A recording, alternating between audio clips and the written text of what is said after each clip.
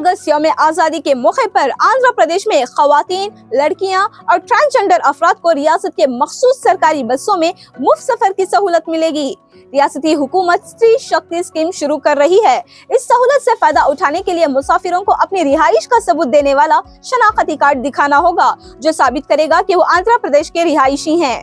Principal secretary बराए transport कांटीलाल डांडे के मुताबिक ये scheme Andhra Pradesh state road transport corporation की पल्ली वेलुगु, अल्ट्रा पल्ली Velugu, city ordinary, metro express और एक्सप्रेस बसों में नाफिज होगी। अगर सफर का रश बढ़ा तो मजीद बसें शामिल की जाएंगी। ताहम ये सहूलत non stop buses, interstate services, contract या चार्टेड बसेस, पैकेज टूर्स और प्रीमियम कैटेगरीज जैसे Saptagiri express, ultra deluxe, super luxury, star liner और एयर कंडीशन बसेस पर लागू नहीं होगी।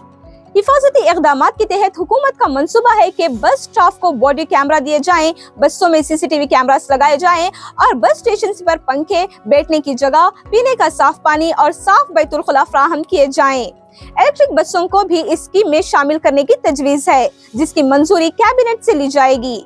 मुसाफिरों को 0 किराया टिकट दिए जाएंगे और ये PSRTC इसका खर्च हुकूमत से वसूल करेगी। ये स्कीम से रियासत को हर साल तकरीबन 1942 करोड़ रुपए का खर्च होगा। हुकाम के मुताबिक इसका मकसद खवातीन और ट्रांसजेंडर अफराद को तालीम, रोजगार और रोजमर्रा जरूरत के लिए आसान सफर की सहूलत देना है। ये स्कीम से रियासत को हर साल तकरीबन 1942 करोड़ रुपए का खर्च पड़ेगा।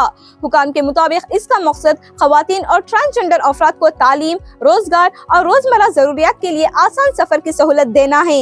ये स्कीम 2024 के इंतखाबात से पहले TDP की ज़ेरे क़ियादत में NDA हुकूमत के वादों में शामिल थी।